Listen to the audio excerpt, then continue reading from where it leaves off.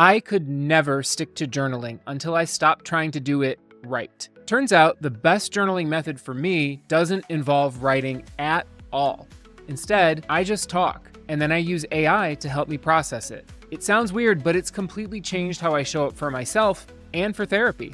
I'm Anthony Wagner, and this is Queer Efficiency, where I help fellow productivity nerds solve tiny problems.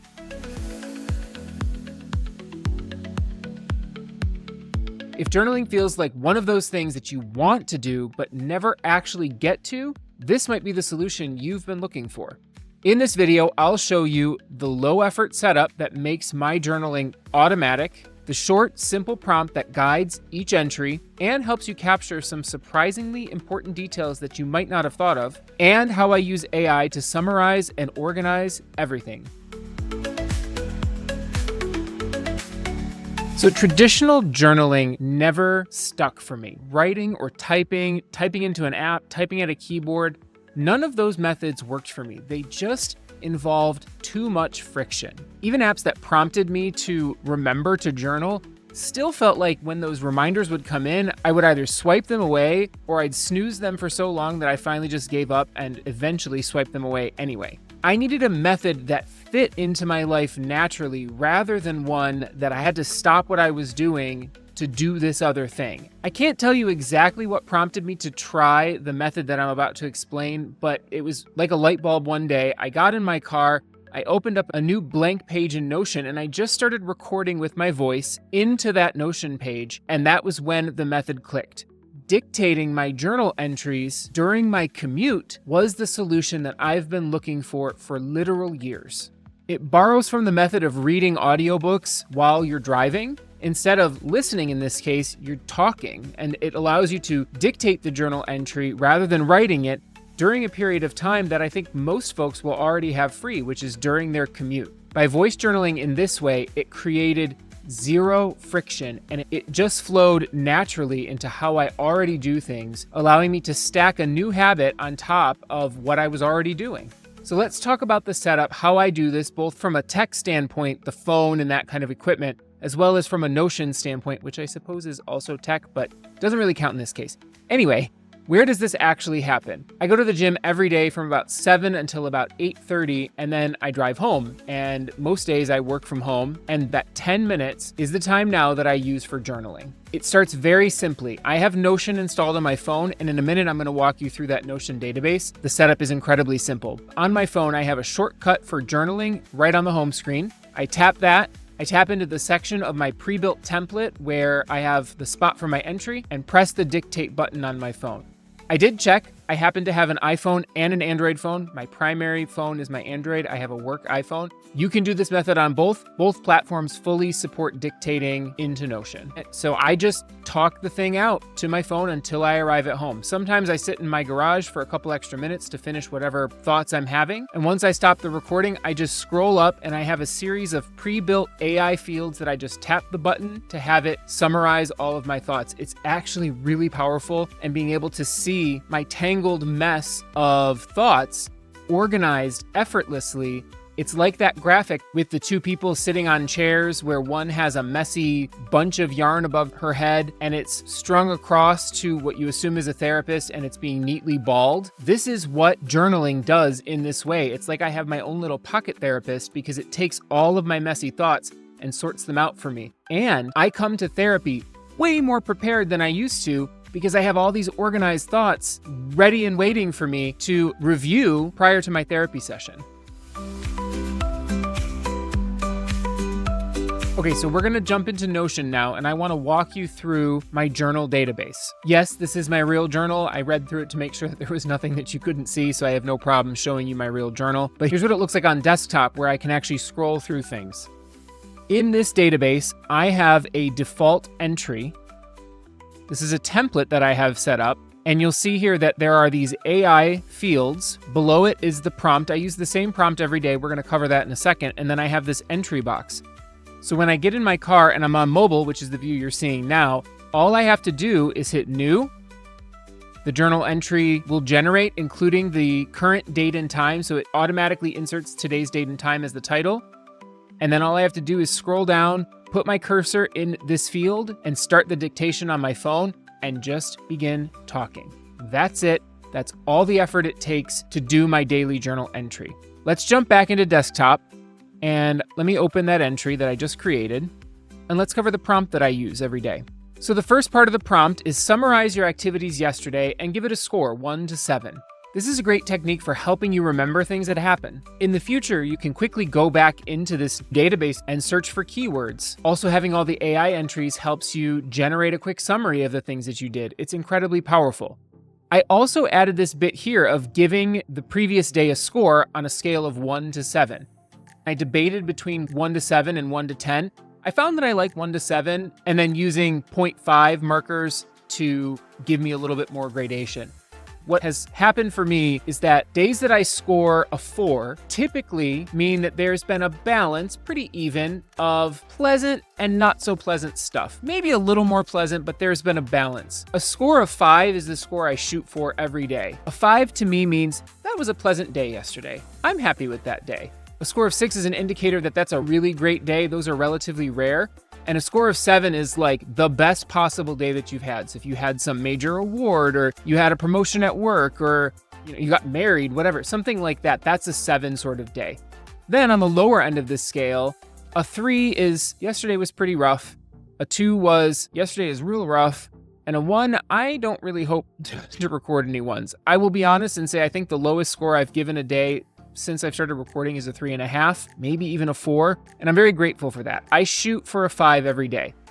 Also here, I will say that I'm very honest. I don't pad the scores up because that doesn't serve anyone. It doesn't serve me, and the whole point is to capture a useful snapshot for review in the future, especially for therapy. The benefit of giving it a quantitative score is that I haven't set this up yet, but I can then take those scores and I can set up a line chart to be able to see, is my trend overall pretty steady? Is it on the incline? Is it on the decline? It gives me some flexibility to do a little bit more analysis, which is pretty cool. This next piece I don't do consistently every day, and I don't give it this score anymore. I probably should update my template. I do mention how I slept so that it's in there. I have my Pixel Watch, and this has Fitbit on it, and it tracks my sleep, so I have that score, and I can go refer to it at any time. Sometimes I'll mention the sleep score in my entry, but I find that that's not quite as important anymore, and I probably could take that out. Conversely, though, this is incredibly powerful. I teased it a little bit in the beginning about capturing some details you might not have thought about. Every day during my entry, I talk about, have I changed health-wise in any way? Have I started experiencing any new symptoms? Have any symptoms persisted from the previous day, and are they any better or worse? Have I started any new medications or supplements? Anything to do with my health in the past day that has changed, I note in that journal entry. If nothing has changed, I'll note that for sure. But this way, I have a record of if a symptom started. It's very helpful for my doctor to be able to pinpoint when that symptom started. Because also, if I'm tracking changes to medications or supplements, I could see, oh, I started that supplement 3 days prior and now I have this new symptom. Maybe that's something to look at. This is an incredibly powerful thing, and I highly recommend that you add medical changes or symptoms, health changes in general, to your journal entries. This gratitude piece, I do, but I've realized in doing these journal entries that I have a little bit of a different take on doing gratitude journaling.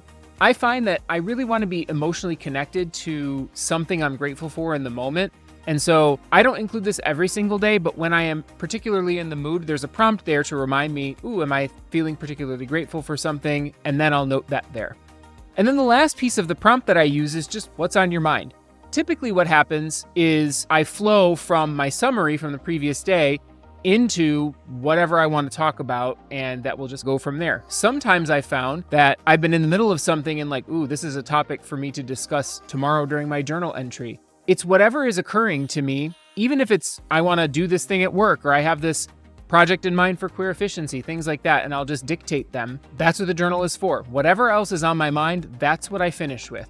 Something I'm thinking about in this moment, I might actually want to rearrange this prompt a bit to move the medical changes and symptoms up to the top and rebrand it as any health things. Nest sleep underneath that, do the summary after that, and then that just naturally flows by default. That's a change I might make, but overall, these key points really, really powerful and allow you to capture the most important details.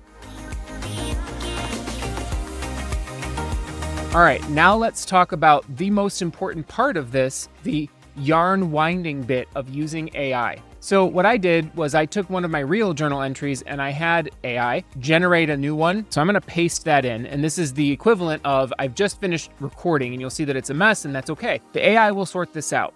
I'm going to flip back to mobile because this is what happens when I'm in my car. So I want you to see it from the mobile view. I finished the recording. I stopped that recording.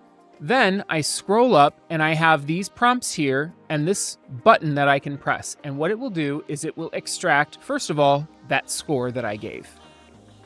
So in this case, the AI's journal entry gave it a 4. And if I went down and scrolled, I confirmed that's the one that it's in there. This is great because this is the field that allows me to extract all those numeric values and be very easily plottable on a simple chart to see that trend line I mentioned. The next piece, the summary, takes this giant mess and summarizes it into very neat bullet points. So I'll show you if I open this. I have a prompt that's already in here in a custom autofill. Using the entry block within this page, synthesize the entry into concise bullet points, and then it gives a series of requirements. I'm not going to read them all. You're welcome to read them if you'd like, but this is how the back end of that works, where it has all of this built in and it spits out a very simple summary of the key points. Next, I have a prompt for therapy, and it will give me some ideas for what to take to my therapist. I have one for medical, so I can track my medical things over time. And I have one for action items, so if I mention any things that I need to do, those will be summarized here as well. I have these fields built into Notion with the option for, actually, let's jump in here. I'll show you this really quick.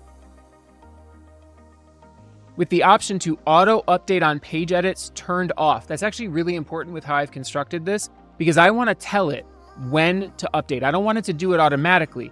Plus, when I'm looking through this, I actually will edit these entries. So if it gets anything wrong, I'll tweak it. Every so often it'll grab the wrong name or something like that. I'll tweak it to make it accurate. And then what I'll do is for anything that I want to call out for therapy, I'll add usually an alert emoji in front of them. Now, I wish that this worked a little better because on desktop, if you do it, I could come in here and I could recolor them to yellow. So sometimes I'll go back and find these after the fact and fix them to be yellow. But right now in mobile, it doesn't allow you to do the coloring inside of one of these fields. Totally okay. I just add an emoji to call it out. And then the beauty of this, I sit at my journal on desktop, and then I can just scroll through these and grab all the key points that I flagged for therapy in both of these fields, dump them into a separate page, and now I have a consolidated outline of things I want to talk about with my therapist. It's absolutely incredible and makes my sessions so much more productive. My therapist has been a little excited about this method.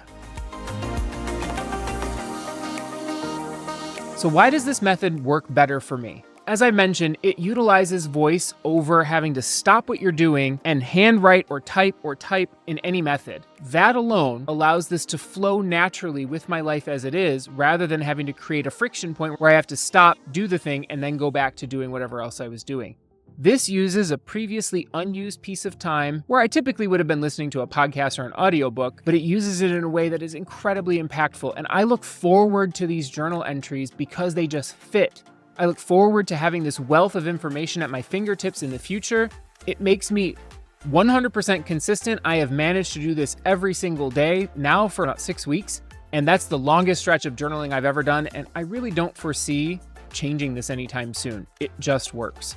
Plus, I get constant, high five moments when I go to therapy and my therapist is like, oh my goodness, this is so impactful. I'm so excited that you're doing this. This is so productive. And also it captures things that I would have otherwise forgotten. It gives me this resource that I can use from a mental health standpoint, from a physical health standpoint, from a when did I do that thing? When did I see that person? It's just another resource that I have that I can quickly search and it will spit out all of this really powerful information.